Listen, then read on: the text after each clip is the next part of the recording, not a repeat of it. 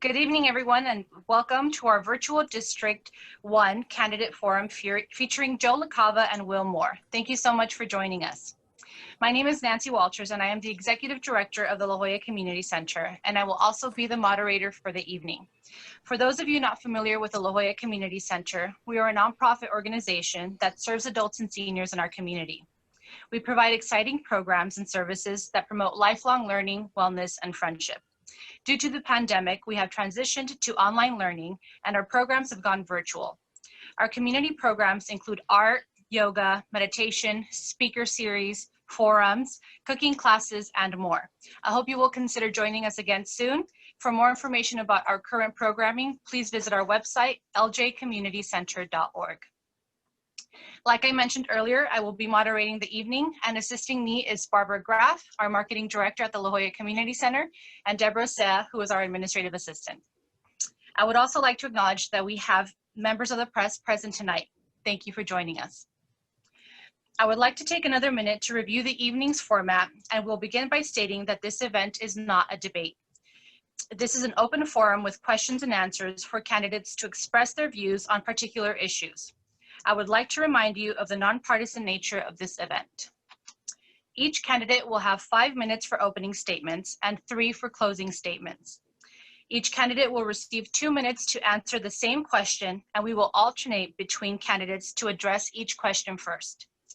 Participants will not be asking questions directly. However, the questions function is available at the bottom of your screen. Please feel free to submit your questions there. All questions will be screened in advance. If we do not get to your question, we will be sending them to both candidates after the event, and we will post the responses on our website. Before opening statements, I would like to introduce both candidates, and we will begin with Mr. Moore. Will Moore is a small business attorney, a father, and community leader who has dedicated his life to the advancement of entrepreneurs, charitable causes, and working families. Mr. Moore is a returned Peace Corps volunteer and graduate of Columbia Law. He is active in the community as a longtime member of the Club of La Jolla Golden Triangle Rotary Club and a founding member of Business for Good, the San Diego Leadership Alliance, and the American Constitution Society. Mr. Moore has done extensive pro bono legal work for nonprofits and business organizations. Moving on to our next candidate. A San Diego native and civil engineer by trade, Joe LaCava has lived in La Jolla since 1985, where he and his wife raised their 2 daughters. Mr. LaCava has been a dedicated community advocate over the past 15 years and sat on nearly 30 civic boards, local planning groups, and commissions addressing the city budget, land use, infrastructure, public safety, and the environment. In La Jolla, Mr. LaCava was the chair of the La Jolla Community Planning Association, was named the honorary mayor of La Jolla by the town council for his civic engagement, and currently sits on the board of Enhanced La Jolla. Now we will move on to opening statements, and we will begin with giving each candidate 5 minutes. Mr. LaCava will go first, and Mr. Moore will follow. Take it away, Mr. LaCava. Okay, well, thank you very much. Thank you to the center for arranging this, and of course, everybody watching in. I wish we could do this in person, but we'll do with this. So thank you again. For those of you who don't know me, I'll give you a thin biographic sketch. I'm a native San Diegan, as I mentioned. I've lived in the district for over 35 years. Son of Italian immigrants. My father was a factory worker. My mother a seamstress. My wife, Lorraine, is a public school teacher, teaches kindergarten at Bird Rock Elementary. Or should I say, struggling to do online teaching with kindergartners. Imagine 5-year-olds trying to figure out how to navigate Zoom. But she's putting her heart and passion into it, as she does every year, and I'm really so very proud of her. And we also have, of course, raised our 2 daughters here. I went to San Diego State and got a degree that allowed me to become a civil engineer. And that allowed me a career path that talked about public infrastructure and housing, and most recently public policy. And we all know public infrastructure and housing is 2 of the more critical issues the city has not been able to solve. So I come in with a technical expertise we don't typically see on city council. I'm not sure we've ever had a civil engineer. But the real reason I'm running is that 20+ years, you can calculate it any way you want. And I wanted to talk a little bit about that because I think it gives you a little insight about where I'm coming from and why I'm running. You know, my first foray was at my daughter's school, helping develop a traffic plan, sitting as chair of the school site council, which allocated funds. And I found I began to have a taste for public service. And I figured, let's go to my wheelhouse. And I started to look around my neighborhood. And I got involved in projects like getting a gate into Bird Rock Park, which was much more difficult than it sounds, repairing the stairs down at Linda Way to our coastline. And of course, salvaging concrete benches that were falling apart in the Merchant District and working with the local artists to turn them into works of art. You should really come down and see it. But of course, the big project here was the roundabouts, which I was the point person during construction. And we later formed the Maintenance Assessment District, which I helped run for the first 5 years. And of course, became Bird Rock Community Council president. That work increased my reputation. And in fact, my leadership really preceded me. And I was asked to step into La Jolla and the larger issues that the community as a whole was facing. As I mentioned, I was chair of the La Jolla Planning Group and served there 9 years. And that allowed me to do work like help navigate the La Jolla murals and raise money for the holiday decorations for a couple of years. And I also worked on the Save the La Jolla Post Office, which obviously succeeded, and we're very proud of that.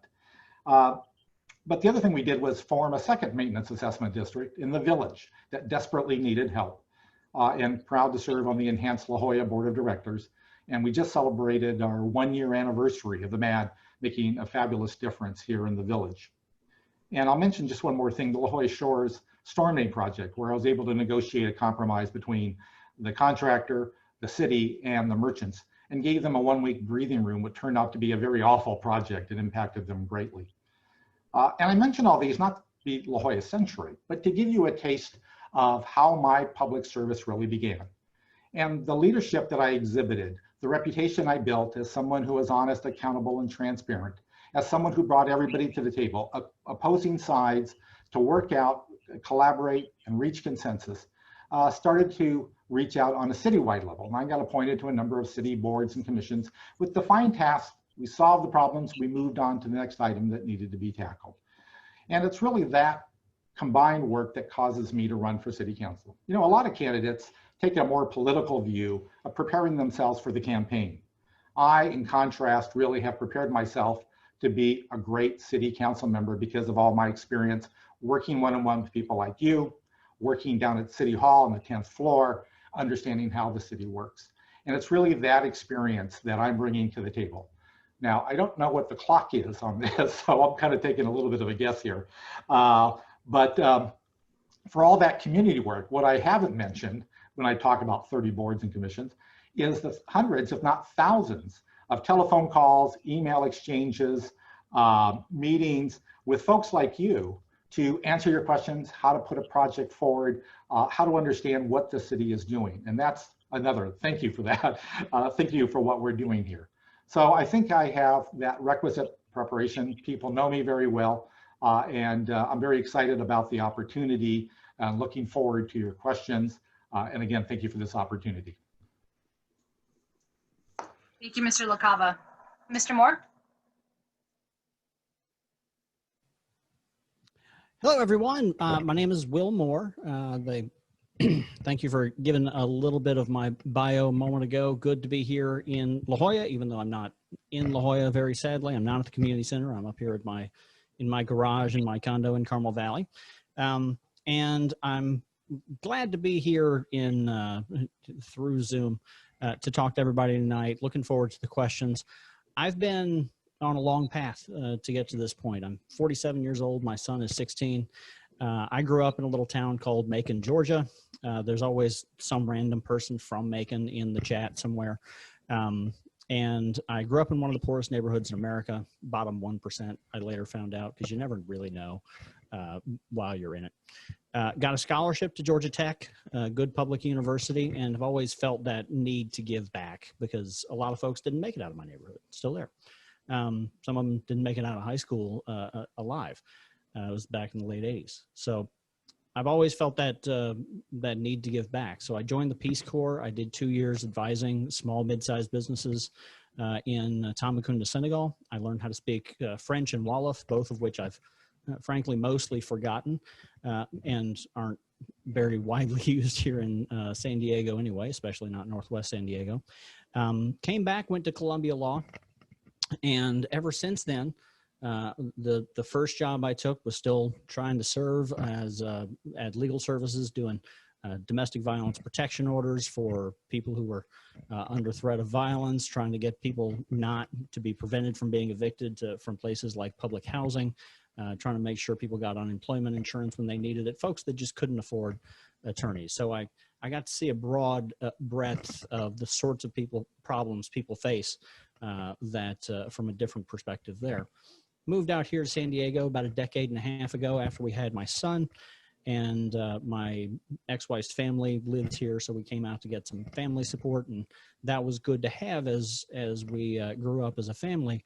And I started my law firm, the Moore Firm APC, and I advise small and mid-sized businesses here in San Diego.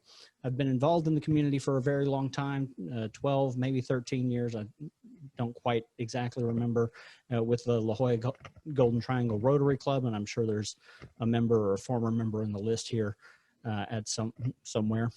Provided good leadership there, served on the board, served several tours as the fine master because they like how I tell jokes.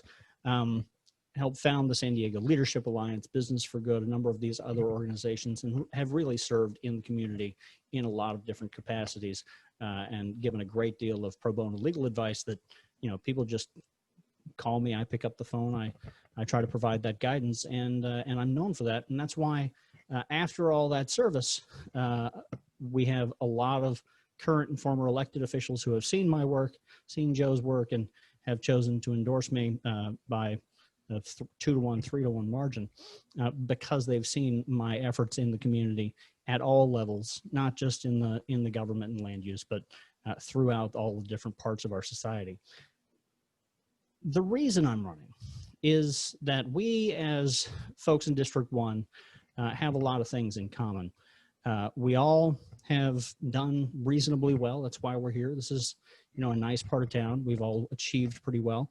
And I found, as I went around talking to thousands of people in the primary, haven't been able to do it as much in the general, but thousands of people in the primary, we have a lot of concern in the city over, even among people who are doing well, where our kids are going to live, how we're going to continue to stay at this level of achievement and comfort here in our lives. And people are concerned about San Diego having not built itself for the future.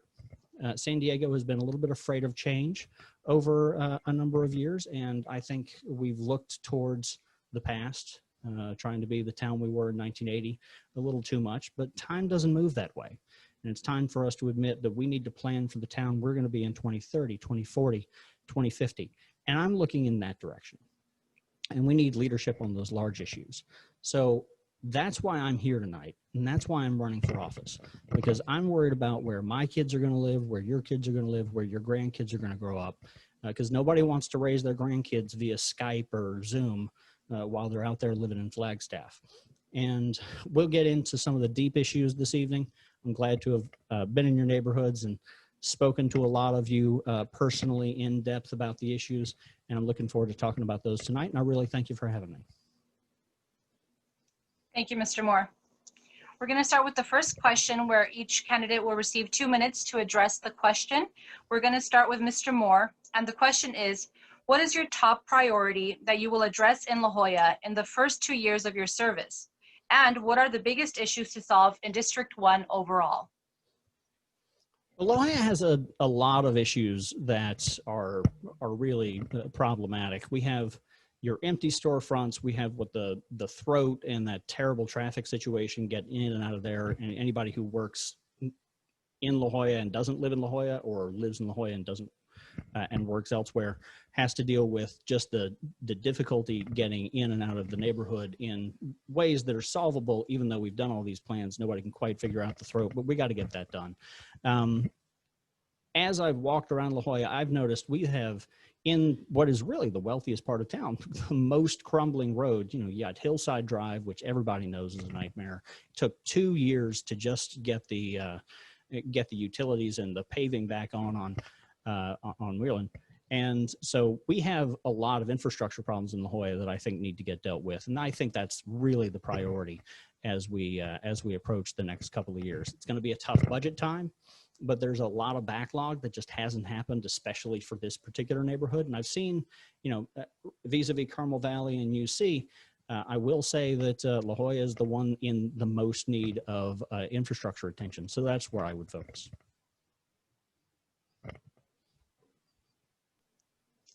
Thank you. Mr. LaCava? Oh, Mr. LaCava, you're muted.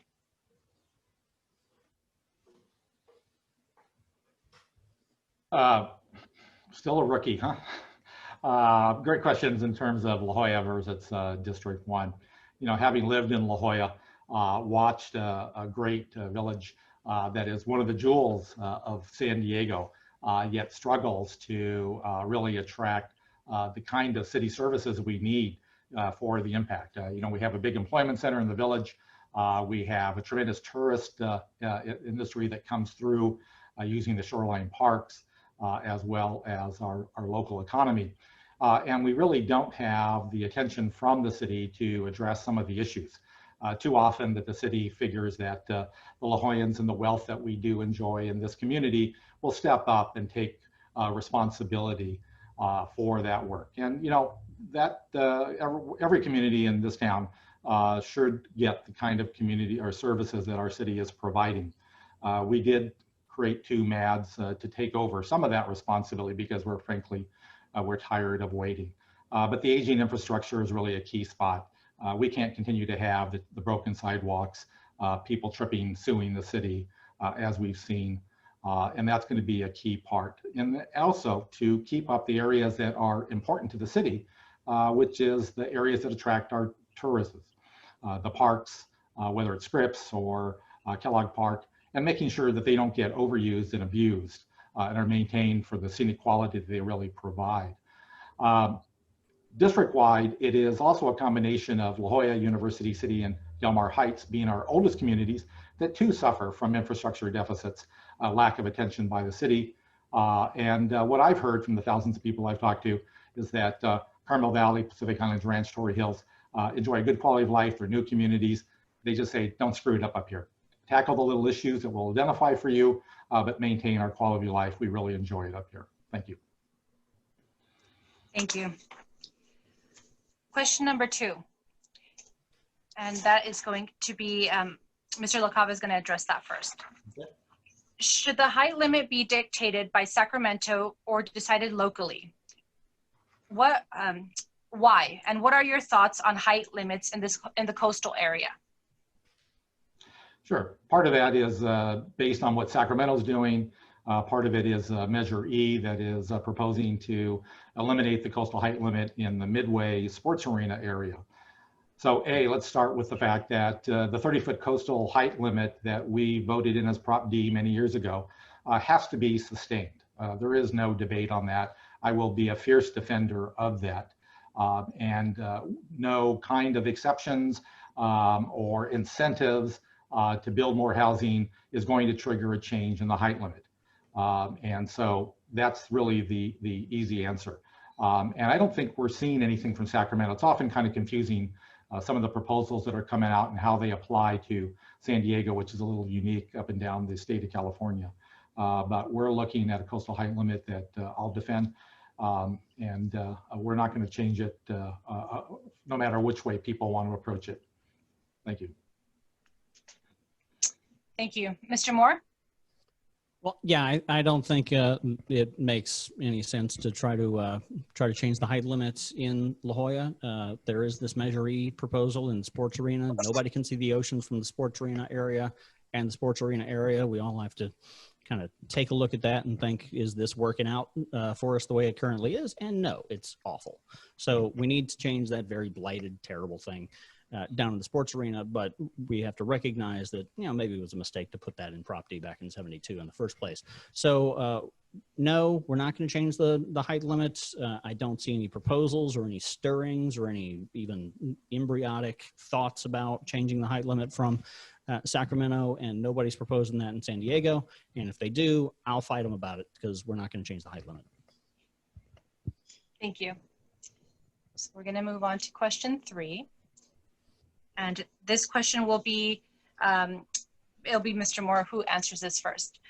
Where do you stand on enforcing the municipal codes that are already in place regarding the rampant proliferation of illegal short-term vacation rentals that are drastically impacting the quality of our neighborhoods and detrimentally affecting the supply of available housing throughout San Diego? How do you plan to vote on STVR? Mr. Moore? I think we have a proposal on the table that's been worked out between Unite here and one of the venues that reduces the number of STVRs by 70%. I think that's a good place to start. I think we have some people saying, oh, there's this thing the city attorney said that a few years ago that these things are illegal. You know, that's been something people have been saying for 3 years now, I think, and it hadn't done us any good. Like, that hasn't advanced this conversation any. There aren't any fewer vacation rentals than when that ruling was made. Nobody's been able to get a lawsuit through or even really bothered to file one, because that's not a basis that you can attack these things on. So that discussion of, oh, they're illegal according to this one thing that the city attorney said, is kind of a red herring. And frankly, I think has distracted us from trying to actually solve the problem. So if we're going to be serious, let's say this has been a thing that other cities have been able to deal with in a successful fashion. Let's try to move the ball forward and get fewer of these things in our neighborhoods in a way that's going to actually stick, and get good legislation passed so that we can regulate them, so that we can make sure these party houses aren't disrupting our blocks, and we can make sure that they're not taking housing stock off of the out of our supply here in the city, so people can actually live here and we can have neighbors. And unlike some of these places in Pacific Beach, you don't have entire blocks that get taken out.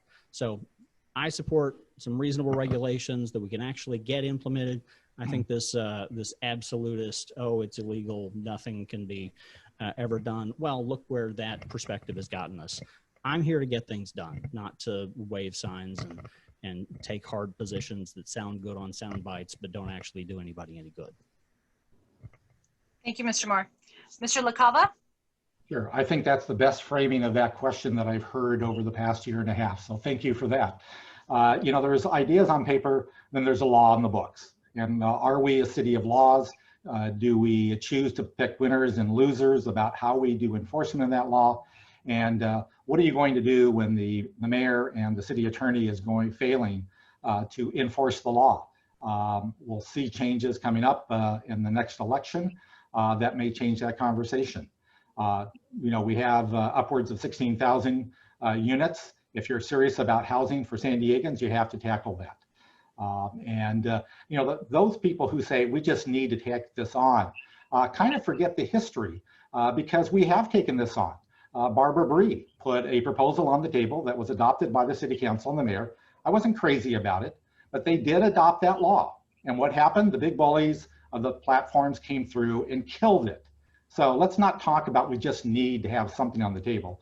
President Georgette Gomez had a partial solution that I was very excited about, and that disappeared. And I'm pretty sure it was the platforms and the big bullies that killed that as well. So they're laughing at us anytime we try to, in fact, put something on the table. And so let's not kid ourselves. And let's not forget how big of a problem this is. When I started in this issue 4 or 5 years ago, I was working with people in Claremont and in North Park.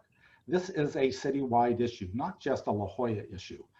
So I'm obsessed with, not obsessed, but obsessed with the idea that we're simply not enforcing the law. It is one of the fundamental issues that I'm going to try to change, not only on this issue, but on many issues that the city is not really doing its job, not playing fairly. So let's enforce the law. Let's start that as the baseline, and then let's have a conversation with these platforms about what we ought to do. Thank you, Mr. LaCava. Next question, which will be addressed by Mr. LaCava first. Please comment on the request by county leaders to exclude the 722 COVID-19 cases recorded by SDSU since the semester started. That would raise the number of affected, that would raise the number of COVID cases in San Diego County and put the county into a restrictive public health tier. that could affect reopenings and be restrictive to businesses. Besides SDSU, there are other schools as well. Do you support the governor in rejecting this county effort to discount these cases? Another related question, do you favor closing SDSU temporarily to save the rest of San Diego from having to close down in this pandemic? One of the key, this is really the key issue that's on the table. You know, we come in with a lot of ideas as prospective council members, but this is the issue that's facing, and how heartbreaking for how hard we as residents have worked, business owners have suffered, and we thought we were on a path that we would have the gradual loosening of restrictions. And then we have this flare up. You know, to me, the key is, where are these students? And as I understand, these students are not or ensconced in the dormitories, but they actually live in the surrounding neighborhoods. And that's really the problem. So they are part of the greater population. It breaks my heart to say it, but I have to agree with the governor that it is the appropriate thing to do to measure the level of outbreaks here in our city. I feel for the businesses that are now going to have to ratchet back down after they got to expand a little bit. But if we don't deal with this pandemic locally and allow our economy to restore, to allow businesses to reopen and keep them open, that unpredictability is just a killer for these, especially the small businesses. So we have to take a hard line and send a strong message across our district. San Diego State is I'm alumni, but if the SDSU cannot take the appropriate steps, you know, my daughter goes to University of Wyoming, the same thing happened, they shut the campus down. We have the benefit of good weather that gives a lot more options that you might have in other parts of the country. But yes, if SDSU doesn't shut it down itself, I think we need to take the steps. We just got to get this pandemic under control, reduce the outbreaks, and get ourselves into more relaxed restrictions for the economy and for the people of San Diego. Thank you, Mr. LaCava. Mr. Moore? All right, so to clarify, the question is whether we support the county, some of the county supervisors push to just not count SDSU in our numbers. Okay, so restating that, that's preposterous. SDSU is in the county. Why wouldn't we count them in our numbers? They're our neighbors. They live near here. They circulate in our community. And that sort of idea that we can just not count people because we feel like it is ridiculous, preposterous, and frankly irresponsible. So that's the first level. I'll go on to expand on our COVID crisis.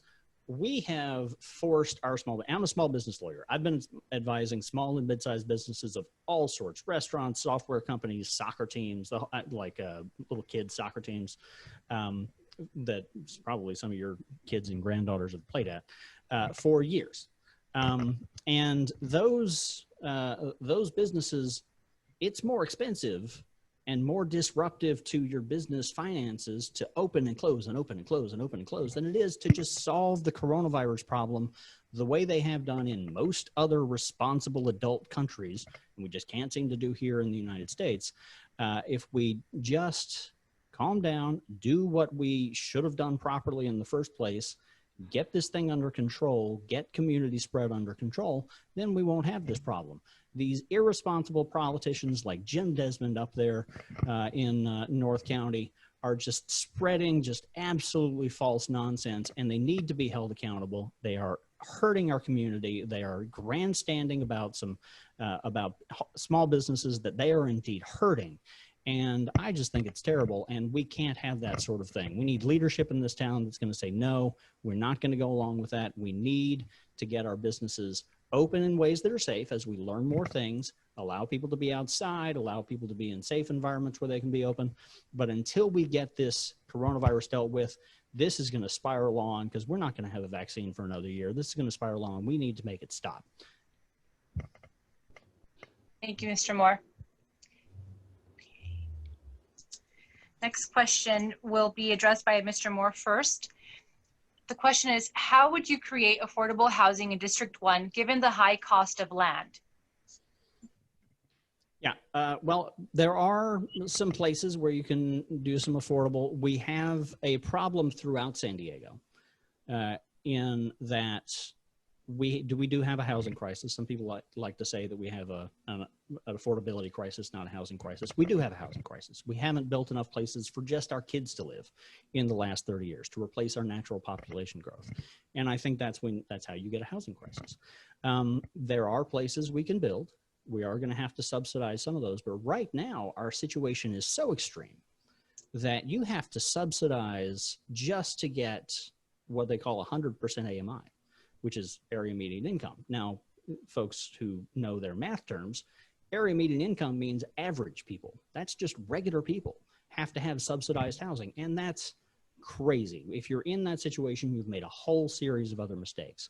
I know there's some skepticism in La Jolla, but I'm here to tell you, La Jolla's really done its homework on this. La Jolla is a dense urban walkable village of the sort that we're trying to make more of, like my community in here in Carmel Valley could stand to take some lessons from La Jolla.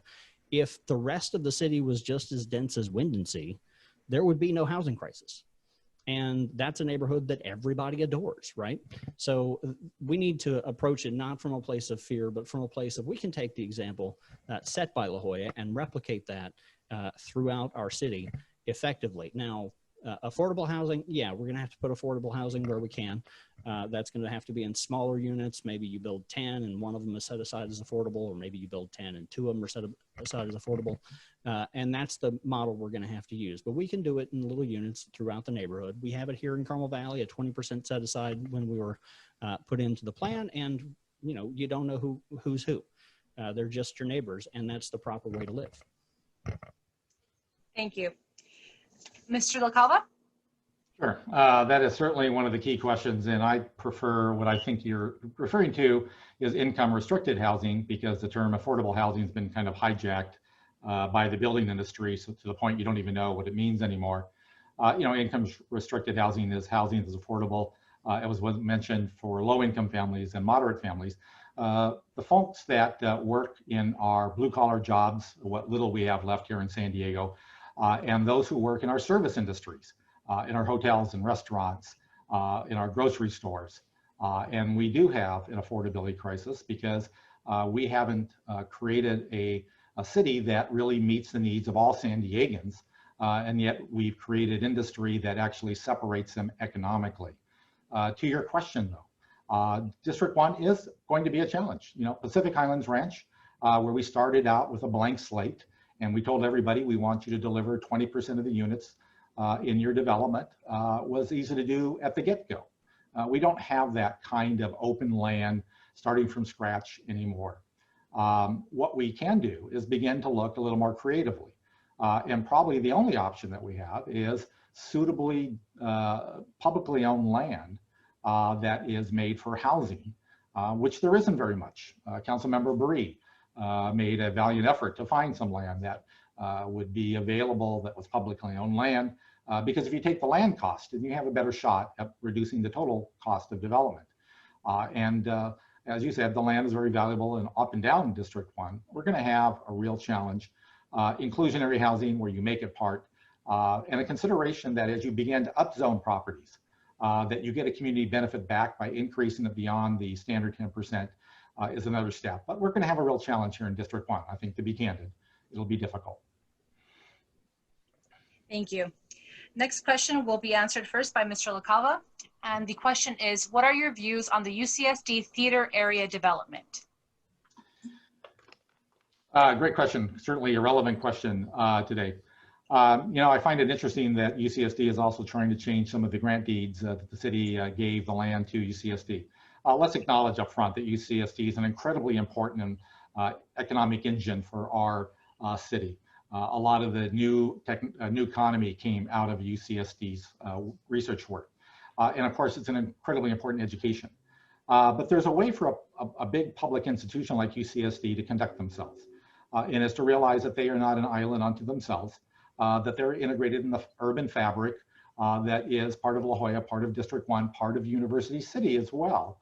And has a responsibility to figure out how do we maximize the opportunity on the UCSD property with the acreage they have, meet the economic needs of the institution, meet the education needs, but be respectful. And I think that first proposal on the table failed to do that. And the public, the community involvement that they did really failed miserably and actually exacerbated the anger people had. That really lies solely on them, even though I like those individuals, I've worked with them. So I have some real trouble with that. We've got to find a better way to integrate the needs of UCSD with the urban fabric that we have here in our city. There's no rush. They're not going to start construction from what I understand. Let's have a real dialogue on how we do that, how we maximize UCSD's opportunity, how do we protect the adjoining neighborhoods, and work quickly and together. And I think we can find a better solution than what's on the table today. Thank you, Mr. LaCava. Mr. Moore? Yeah, I frankly, I think it's a pretty good plan. I think it'll enhance what UCSD is trying to accomplish and move the UCSD into a new era. We've seen, I like the fact that they actually consulted with my alma mater, Georgia Tech, which did a similar campus expansion and really enhanced the part of the city it was in. And I think that what we've run into in this case is maybe there are some personalities that are involved that are mad that they personally didn't get asked in the right way. I'm not sure there would have been a right way. But you know, UCSD has done good outreach. They've talked to a lot of people. There are a couple of people that wish they had 2 more meetings. But I don't see any reason for that to hold up a plan of this size and scope. That's a good plan. People aren't, I am not hearing very valid objections to why this is not a good plan. I'm hearing a lot of process stuff. This deed, it says university purposes. There are some bonders that are a little nervous about the legalities of whether somebody might be willing to ensure that, but I personally think that's just somebody being extra careful. There's no particular reason that the city shouldn't go ahead and check that box and make sure that UCSD can proceed with that project. I don't see any particularly valid reason to use that kind of clerical issue from 50, 60 years ago as leverage for making people have 16 years worth of additional meetings. I don't see it. Thank you, Mr. Moore. Okay, next question will be addressed by Mr. Moore first. What will you do to solve the problem of unhoused, drug-addicted, and mentally ill people compromising our safety and committing crimes in our neighborhoods?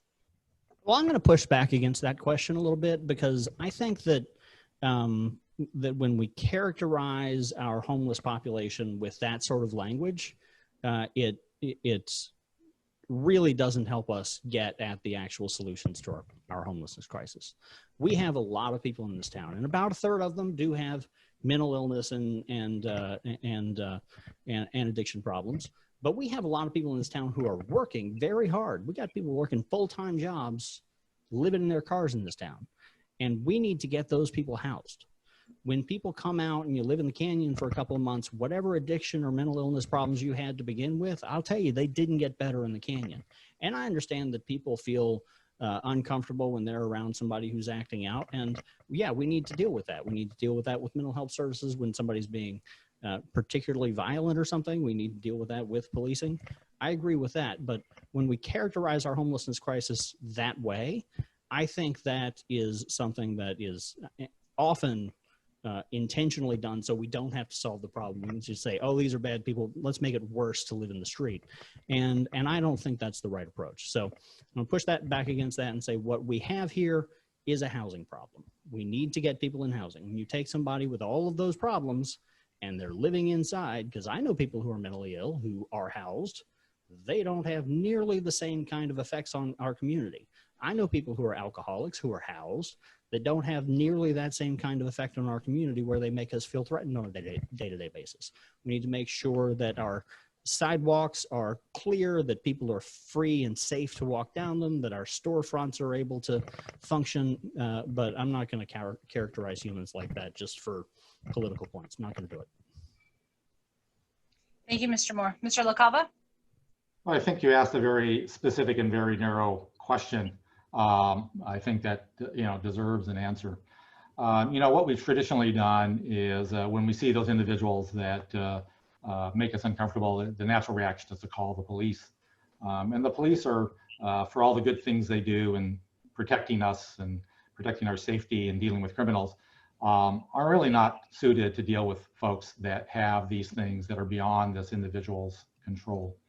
And so what I'm excited about is the County of San Diego, who has the Health and Human Services, who has the resources from state and federal grants, is finally beginning to step up and do the job that they're supposed to do. And what we need to do is to have the phone number, just like you have the 911 or the non-emergency call at police, to have that number advertised and say, we see an individual, he or she's in trouble, is having struggle. I watched the police pick up a woman who had some kind of physical incapacity, and they literally had to pick her up and drag her into the patrol car. I don't blame the officers. They have very little options available to them. But we have to actually get the kind of social workers that these individuals need. They're part of our society. It defines who we are as a city and how we treat them. So let's get the county to step up.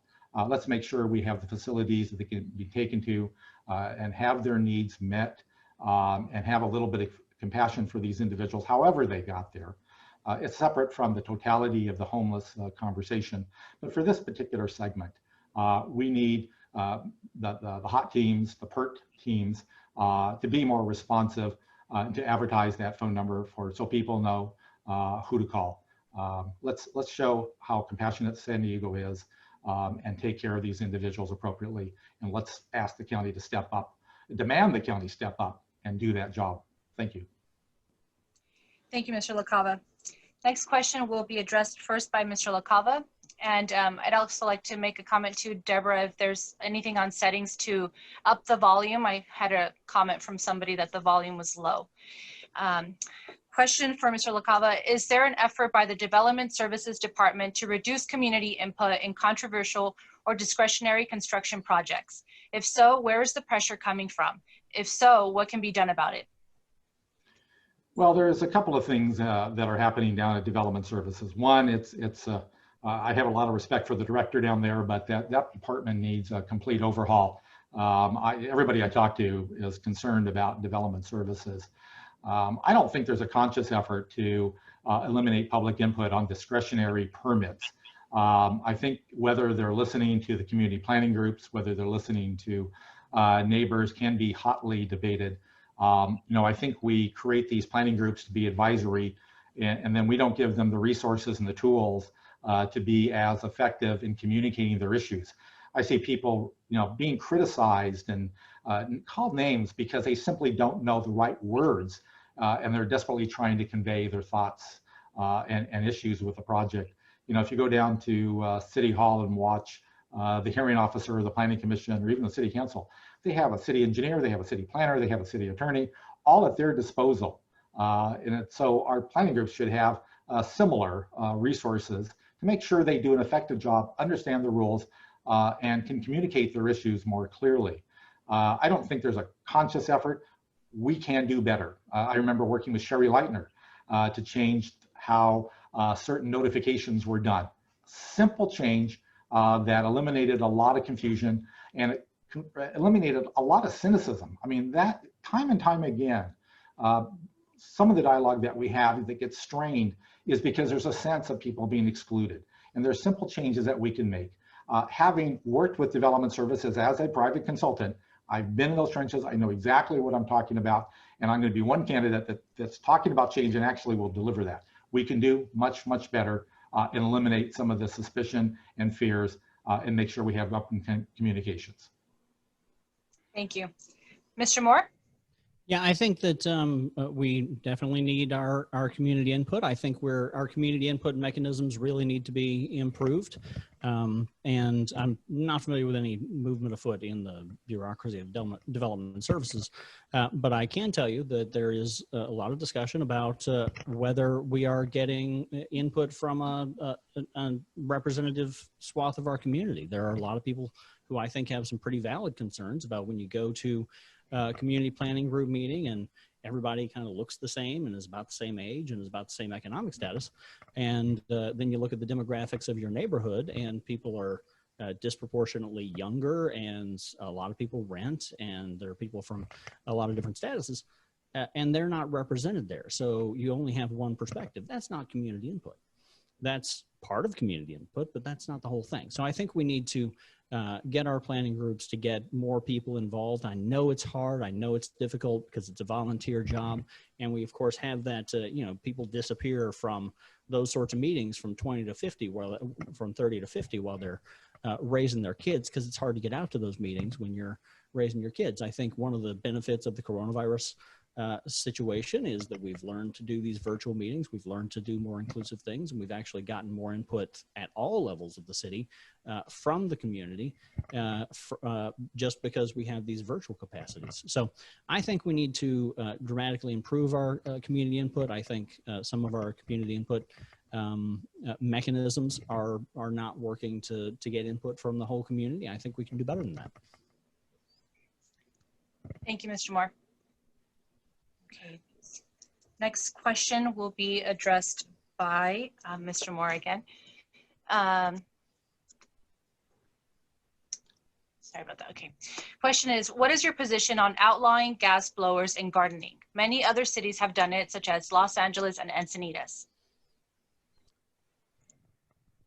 I would love to get rid of them. I will tell you that I've had, so I sit here in the garage and this is a painting on the wall, but I sit here in the garage and this guy walks past with the wind blower, with the gas leaf blower for, you know, an hour during the day, and it's disruptive, it's polluting, it smells bad. I know I'm just inhaling carbon monoxide, and that's, you know, throughout the city. That is one of the pieces of low-hanging fruit. There are cheap ways, not quite as cheap, but there are also cheap ways to have electric blowers do that job.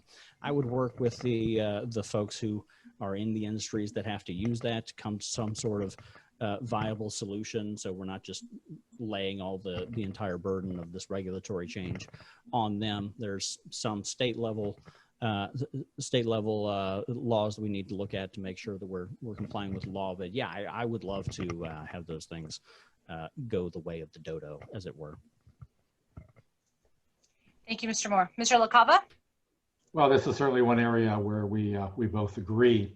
You know, the orderly transition to minimize the impact on these small businesses is, of course, has to be at the forefront. You know, what we need to do is more and more cities begin to outlaw, ban them or outlaw them, how you want to characterize it.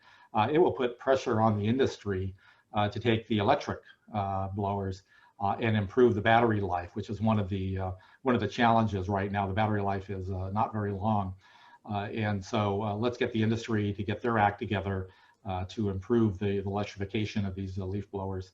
But I'm on board with that. Let's make that. It is not the most pressing problem in the city, but these are one of these quality of life issues that affect people directly, and things we want to tackle once we get into office. So I agree with my colleague here. Thank you. Next question will be addressed by Mr. LaCava first. The question is going back to UCSD and the theater district. Do you think that 15 to 20-story buildings are appropriate to allow for UCSD at the corner of La Jolla Village Drive and Torrey Pines? The tallest buildings at UCSD are currently in the neighborhood of 12 stories.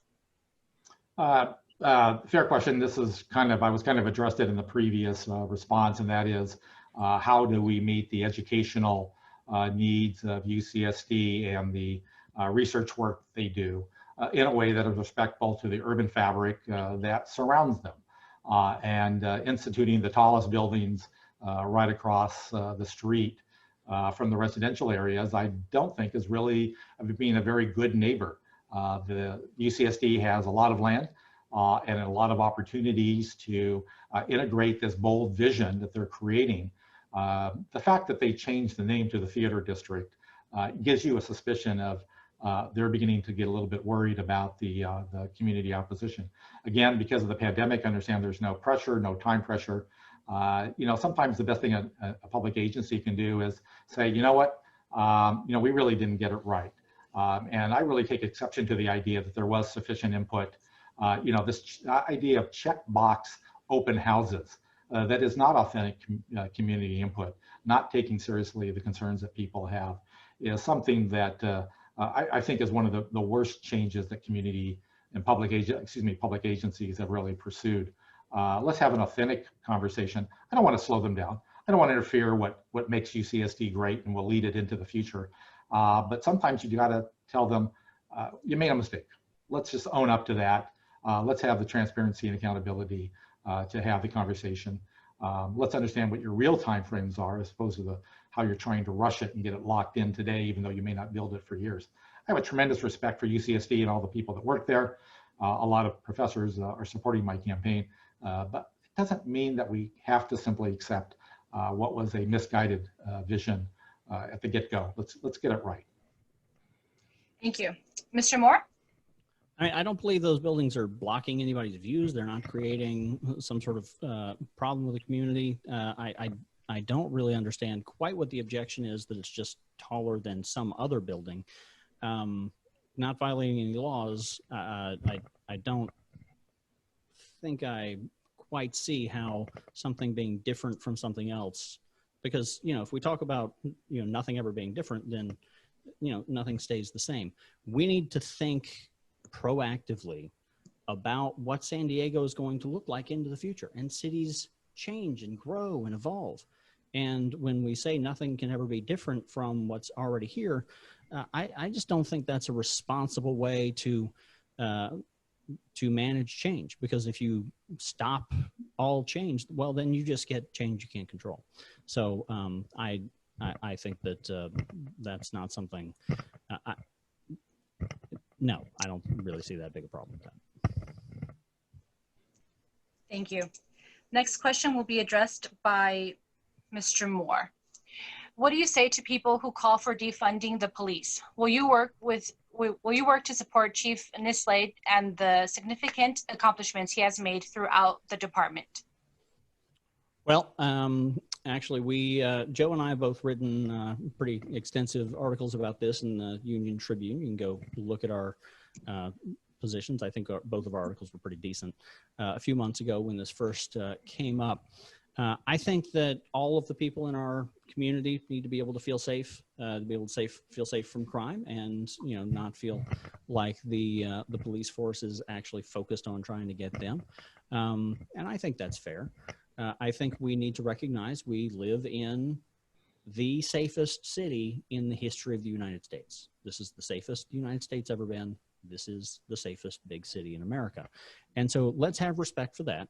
Know that our police are doing a pretty good job of keeping us safe, but also recognize that the police force themselves tell us that they are given jobs that they are not the best tool to do. When we deal with people who are in the street for whatever, having a psychological episode sometimes is not, the police officer is not necessarily the person who wants to be in that situation. We need medical professionals in these situations. Some of these quality of life issues, we don't need necessarily armed officers going in and telling a vacation house to settle down.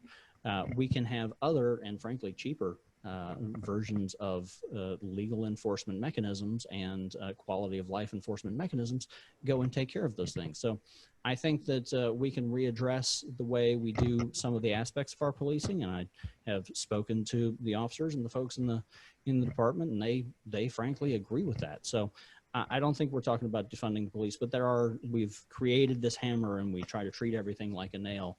And even the hammer knows that those aren't nails a lot of the time. So we could do better. Thank you, Mr. Moore. Mr. LaCava? Sure, an important question for the day. The mayor is the one that appoints the chief, and I don't think it's appropriate for us to talk about personnel matters in this forum. But as we said, we are a safe city. There's a lot of kudos that go to the police officers, and the officers that I've talked to are frustrated because some of the bad behavior that some officers incur reflects on every one of them. And that's really not fair.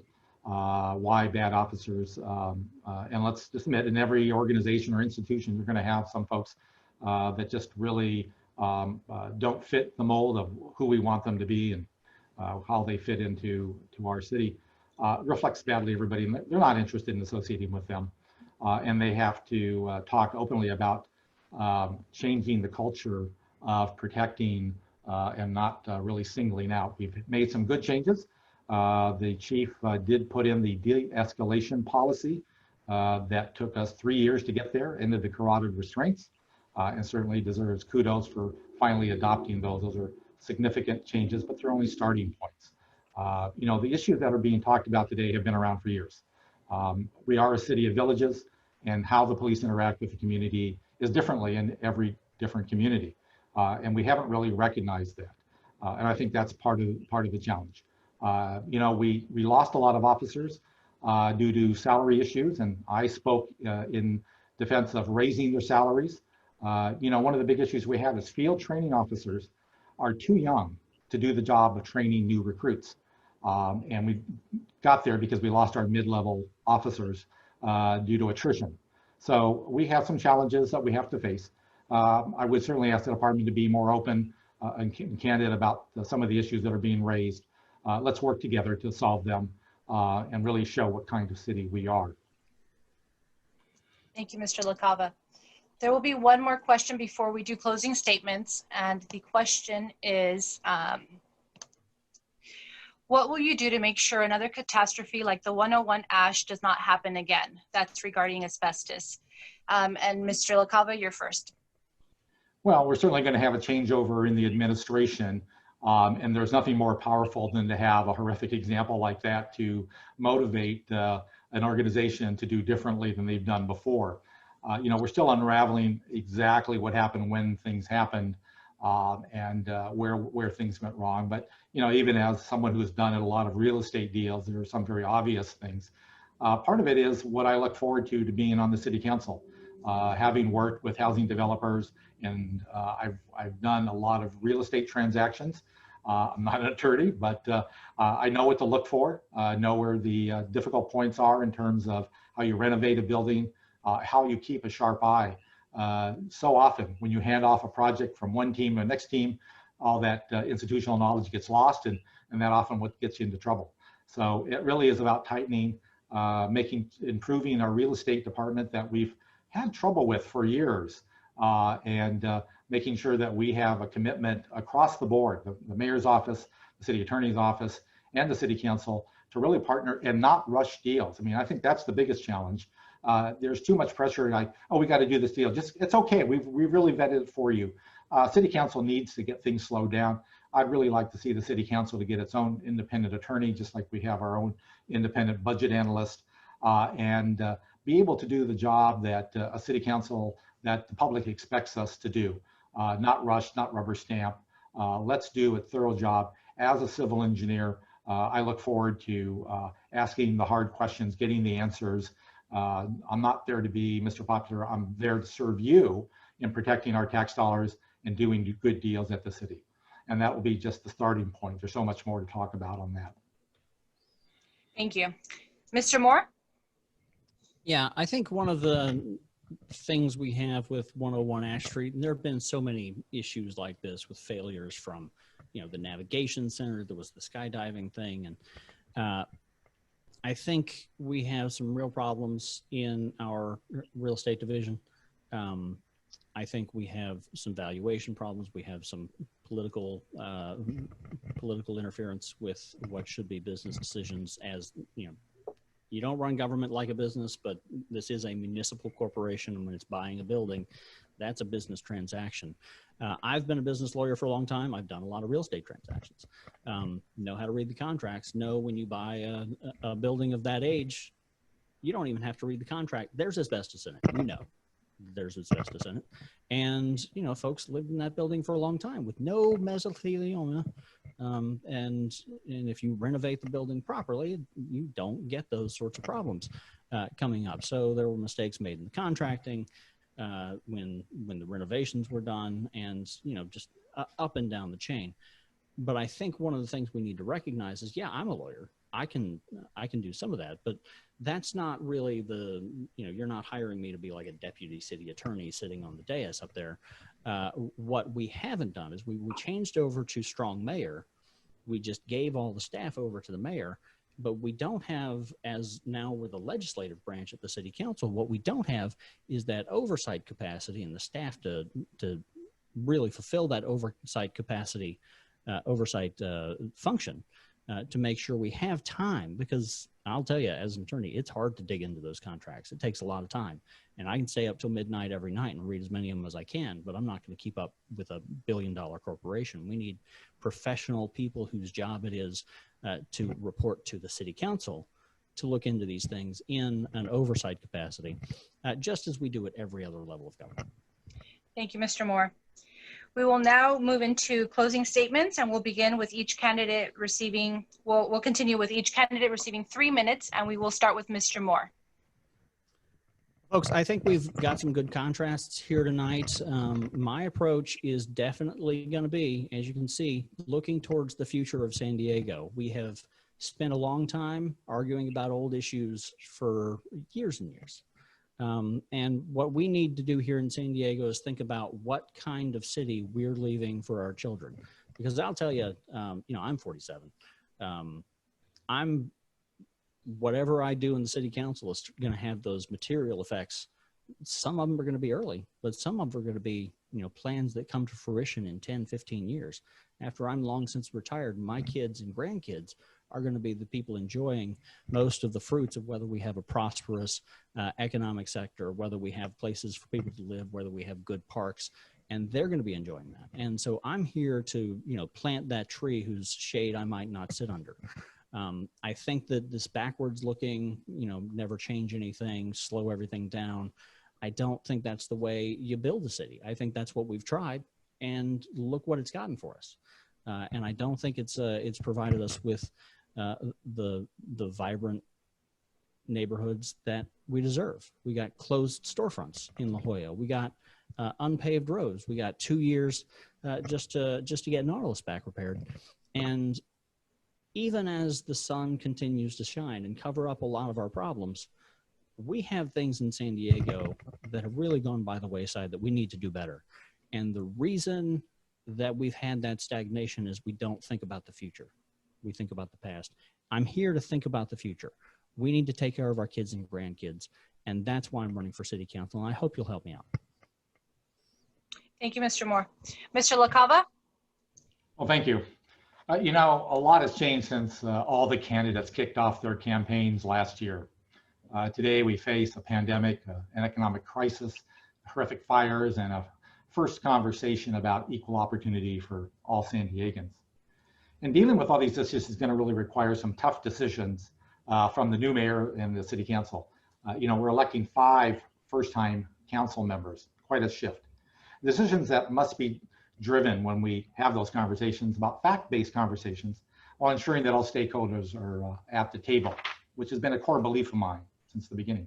For nearly 2 decades, I've been driving such conversations in the public eye, making the kinds of decisions that we pivot the San Diego to move forward, to work better, to serve all San Diegans.